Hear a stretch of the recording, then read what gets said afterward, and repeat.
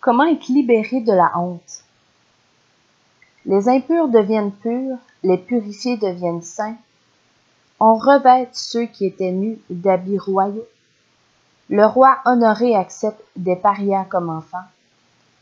La vie vaut peut-être la peine d'être vécue. Chapitre 9. Quand Dieu est votre tailleur. Jamais elle ne regardait quelqu'un droit dans les yeux. Elle en avait été capable, mais c'était avant qu'elle ne fût dévisagée à la suite de graves blessures subies dans un incendie.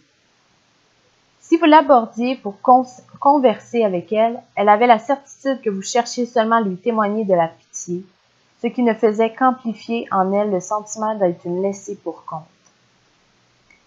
Elle entendit parler de pureté et d'impureté et perçut de minces lueurs d'espoir, la possibilité de se sentir normale, complète, à l'aise. Or, elle n'approfondit pas ce message puisqu'elle ne se sentait pas contaminée ou sale, mais dégoûtante et qu'un simple bain ne pouvait régler son problème. Sa honte provenait du sentiment d'être laid au point que les gens la fixaient ou détournaient le regard d'elle. Lorsqu'on a l'impression d'être repoussant, on se sent honteux. Les deux choses sont intimement liées. Ce dont elle avait besoin, c'était une transformation qui serait source de beauté. À défaut de cela, elle croyait que les autres ne l'accepteraient et ne l'aimeraient jamais. Sa métamorphose doit tout d'abord s'opérer sur le plan vestimentaire.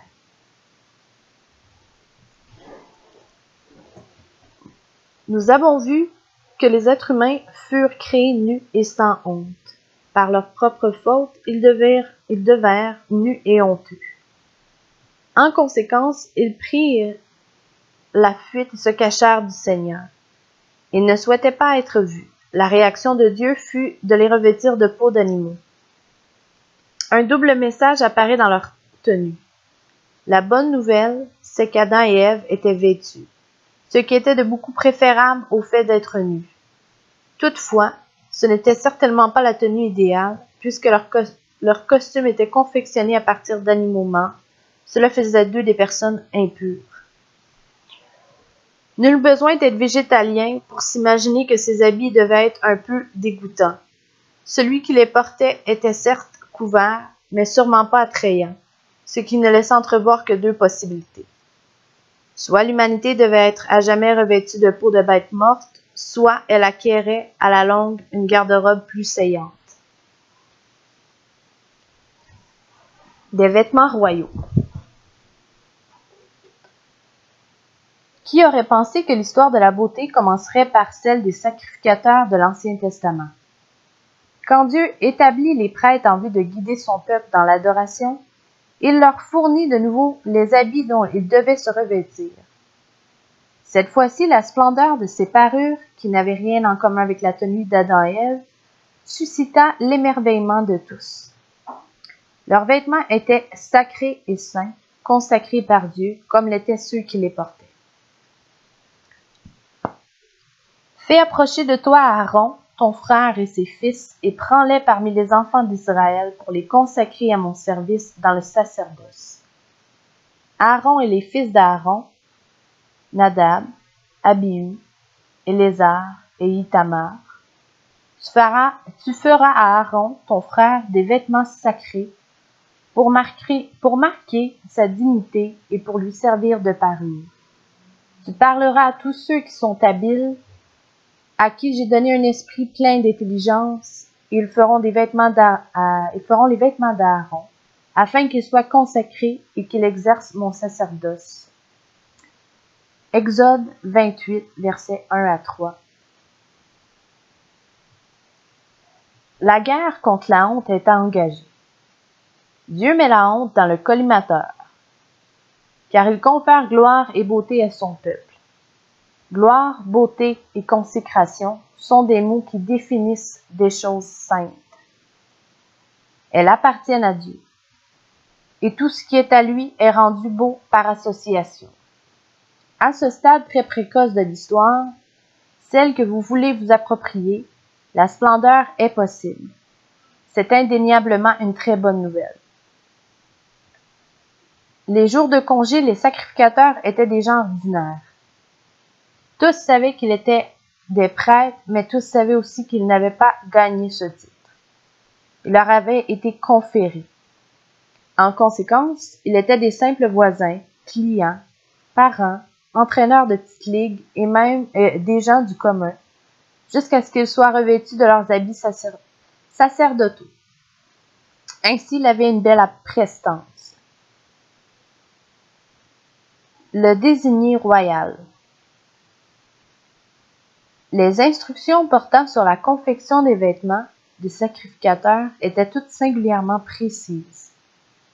Exode 28. Le Seigneur ne laissa rien à l'imagination des artisans. Quand on lit ces directives, on s'y perd d'abord dans les détails relatifs à l'éphod, à l'urim ou au thummim, mais on comprend qu'il s'agit là d'un vêtement très élégant. Comme tout uniforme requiert un chapeau, le prêtre portait aussi un ruban auquel on avait fixé une lame en or, sur laquelle étaient gravés les mots suivants: Sainteté à l'Éternel. Exode 28, verset 36. Elle était attachée au ruban à l'aide d'un cordon bleu royal. Celui qui enfilait cette tenue était de ce fait identifié au roi saint, concepteur des vêtements qui changeait son statut. Celui qui enfilait cette tenue était de ce fait identifié au roi saint, concepteur des vêtements qui changeait son statut. Lorsqu'on achète des vêtements griffés, on sait que le styliste ne les a pas cousus lui-même. Cela dit, on sait également que le créateur de mode en a supervisé les détails: conception, tissu, couture, dentelle et tout le reste. L'habit a été certes assemblé par des ouvriers hautement qualifiés, mais c'est le nom du designer qui y est apposé. C'est ce qui explique son prix élevé. Dieu est ainsi le designer de ce vêtement somptueux, nettement supérieur aux peaux d'animaux. Celui-ci couvrait la nudité, sans pour autant purifier celui qui les portait, et elle ne lui conférait aucune beauté. Les tenues sacerdotales présupposaient que la purification avait eu lieu et rendait saint celui qui les enfilait. Le sacrificateur royal. C'était une bonne nouvelle pour Aaron et ses fils, les sacrificateurs autorisés à porter ces vêtements, mais nous ne sommes pas Aaron. En quoi ces habits nous concernent-ils donc? À première vue, c'est comme si nous observions le défilé des vedettes de cinéma dans leur tenue étincelante lorsqu'elles foulent le tapis rouge à l'occasion de la soirée des Oscars. En d'autres termes, la personne à l'imagination fertile pourrait vivre indirectement la vie d'une star d'Hollywood. Or, les vêtements sacerdotaux ont une plus grande signification pour vous que vous ne le pensez. Pour la comprendre, vous devez faire des efforts. Quand vous y serez parvenu, les changements ne se produiront pas immédiatement dans votre vie. Néanmoins, vous aurez franchi une étape de plus dans l'espoir et l'encouragement. Mieux encore, il se pourrait que vous saisissiez la vision de Dieu à propos de votre apparence et de la personne que vous êtes en train de devenir. Voici de quelle façon vous êtes lié à la tenue vestimentaire. N'oubliez pas que les associations comptent beaucoup. Premièrement, les sacrificateurs étaient des êtres humains faillibles, tout comme vous et moi. Il s'agissait d'hommes dont le comportement n'avait pas toujours été exemplaire et dont la lignée est aussi dysfonctionnelle que celle des pires familles de nos jours. Le point à retenir, cependant, c'est qu'il n'est pas nécessaire d'être parfait pour être sanctifié. Deuxièmement, la culture de l'Ancien Testament était similaire à celle de nombreuses sociétés modernes. L'identité d'une personne était liée à son représentant, qui était habituellement un roi. Du statut du roi dépendait le statut du peuple. L'éclat du roi rejaillissait sur le peuple. Dans le cas d'Israël, vu que les indications relatives aux vêtements sacerdotaux avaient été communiquées avant même que n'ait régné aucun roi humain, la réputation du peuple dépendait de la valeur des sacrificateurs. Il vous faut donc devenir un Israélite honorifique, un véritable Israélite, ce qui ne pose aucun problème. Dans la mesure où vous prêtez serment au vrai roi d'Israël, qui est aussi le roi de l'univers, vous êtes effectivement greffé à la communauté. Les Israélites authentiques, ainsi que nous l'apprendrons plus tard, se définissent par leur engagement spirituel plutôt que par leur lignée génétique. Romains 4, verset 16 et Éphésiens 3, verset 6. Troisièmement, les prêtres portaient le peuple. En effet, ce vêtement était conçu de façon à ce qu'on y attache diverses pierres précieuses, symboles des 12 tribus d'Israël. Lorsque Aaron entra dans le sanctuaire, il porta sur son cœur les noms des fils d'Israël, gravés sur le pectoral du jugement, pour en conserver à toujours le souvenir devant l'Éternel. Exode 28, verset 29. Dans un sens très réel, les personnes entraient dans la présence de Dieu en même temps que le prêtre. Aussi, chaque fois que nous passons du temps dans la présence de Dieu, nous avons de l'air un peu plus glorieux. Saisissez-vous cela? À première vue, le lien entre les sacrificateurs et leur tenue d'apparat semble un peu tiré par les cheveux. Mais le rapport entre tenue vestimentaire et beauté est manifestement établi. Avez-vous déjà aimé ce que vous portiez? Le cas échéant, vous vous êtes senti un peu plus attrayant? Vous est-il arrivé de ressentir un peu de fierté en enfilant un nouveau costume? Lorsque j'avais 6 ans, pour le dimanche de Pâques, je me suis rendue à l'église en portant une nouvelle veste de sport rouge. J'étais fière comme un paon. J'avais l'impression d'être un petit prince. Dans de telles circonstances, la honte est inconvenable. Bien entendu, la veste perdit son effet magique après le premier dimanche. C'était seulement un symbole transitoire d'une réalité éternelle. Mais à cette occasion, je me suis sentie présentable. De manière générale, on se sent mieux lorsqu'on aime vraiment les vêtements qu'on porte. Les petites filles ont l'impression d'être les reines du bal quand elles enfilent un tutu rose par-dessus leurs vêtements de tous les jours. La timidité disparaît aussitôt, laissant place à la danse en public. Elles savent que la beauté doit se dévoiler. De même, les hommes portant le maillot de leur joueur préféré ne pourraient être plus fiers d'annoncer leur allégeance. Voici où le chemin nous mène. Puisque l'histoire est si prodigieuse, elle se déploie progressivement, nous livrant chaque fois un peu plus d'informations. On considère Dieu à l'œuvre. La splendeur réintègre le monde par l'intermédiaire d'un groupe de vieux mentors barbus que l'on trouvait moches si on les croisait dans la rue. Les vêtements qu'ils portent annoncent toutefois le commencement de l'œuvre de Dieu, visant à orner et embellir. À ce stade, cela vous touche indirectement en raison de votre relation au sacrificateur. Or voici ce que Dieu vous dit lorsque vous êtes prêt à l'entendre. Vous êtes une race élue, un sacerdoce royal. 1 Pierre 2, verset 9. Notre devoir royal. Il existe toutes sortes de vêtements. Certains permettent de se démarquer, d'autres de se conformer. Ce vêtement remplit les deux fonctions. La chose la plus évidente, cependant, c'est qu'il annonce que vous êtes bien à votre place. Quand vous portez un vêtement spécial, vous n'êtes plus un paria solitaire. Vous cessez d'agir comme autrefois.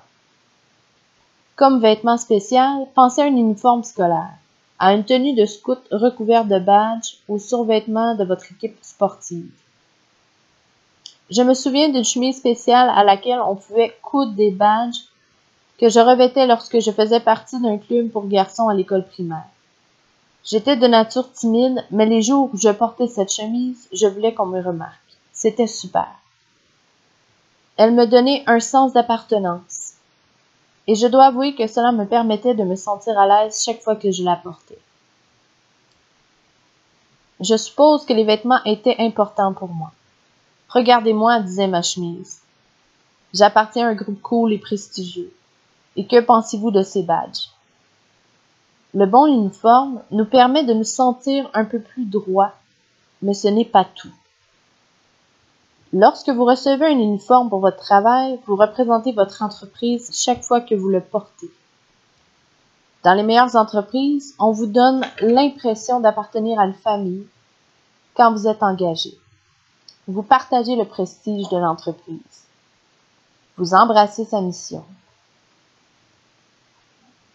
Vous adoptez aussi la culture et les valeurs de la société que vous représentez. Si le service à la clientèle compte beaucoup, vous servez les autres rapidement. Si la sécurité prime, vous conduisez les camions de l'entreprise plus prudemment que vous ne conduisiez votre propre véhicule. Prudemment, excusez-moi. Revêtez quelqu'un du bon uniforme et il se mettra à agir différemment. Si l'on a connu cette métamorphose vestimentaire dans le cadre d'un emploi ou au sein d'un grand groupe, à plus forte raison doit-on s'attendre à vivre autrement lorsqu'on est associé aux habits du roi que l'on représente désormais. On a reçu son honneur, son prestige et sa majesté. On a adopté sa mission, on est devenu ses délégués. Les vêtements royaux et sacerdotaux nous lient à la personne de Dieu. On lui appartient et on a un but. Fini la vie trop longue passée à attendre indéfiniment la mort, qui est le sort des personnes honteuses. Au contraire, on a une raison de sortir du lit le matin et d'aller vers les autres. Par exemple, notre nouvelle description de travail consiste en partie à bénir autrui. L'Éternel parla à Moïse et dit: Parle à Aaron et à ses fils et dis: Vous bénirez ainsi les enfants d'Israël. Vous leur direz: Que l'Éternel te bénisse et qu'il te garde. Que l'Éternel fasse luire sa face sur toi et qu'il t'accorde sa grâce. Que l'Éternel tourne sa face vers toi et qu'il te donne la paix. C'est ainsi qu'ils mettront mon nom sur les enfants d'Israël et je les bénirai. Nombre 6, versets 22 à 27. Cette bénédiction fait d'abord son œuvre en nous, puis nous la transmettons à d'autres. En ce moment même, cela peut vous sembler être un surplus d'informations, parce que vous avez encore du mal à croire que Dieu est bon. Néanmoins, faites au moins l'effort de rester sur le droit chemin et de résister à l'impulsion de tuer l'espoir. Pourquoi ne pas prendre le temps de vous imaginer en train de porter une création d'un grand couturier? Mieux encore, vous pourriez peut-être imaginer l'amour. La valeur du premier plan dans le royaume des cieux, c'est l'amour. Nous recevons l'amour de Dieu, nous dispensons l'amour de Dieu. C'est au cœur même de la bénédiction sacerdotale. À discuter. Première question. Quel uniforme portez-vous en ce moment?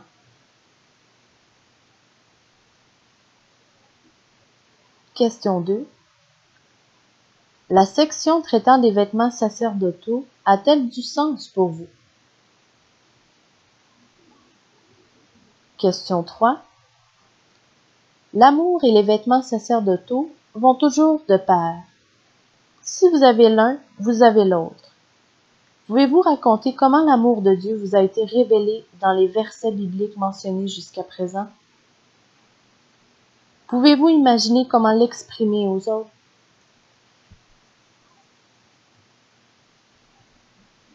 Question 4. Racontez l'histoire telle que vous la comprenez jusqu'ici en vos propres mots. Si vous pouvez en anticiper le déroulement, incluez-le également. Y a-t-il des moments où votre narration semble sans espoir? Si tel est le cas, la raison est-elle due au fait que vous y insérez un élément étranger